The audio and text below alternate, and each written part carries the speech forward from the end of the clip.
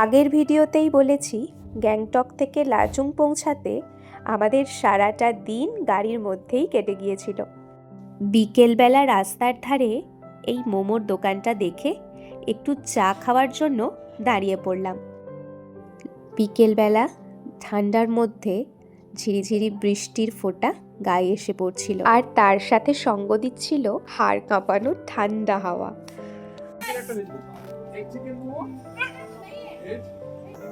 কি ঠান্ডা ঠান্ডা হাওয়া, এই জুতো পরে কেউ হাঁটতেই পারছে না। হ্যাঁ, এক কাপ চা আর পাহাড়। ওই চারিদিকে পাহাড়, সাথে ঝিরিঝিরি বৃষ্টি আর গরম গরম মোমো।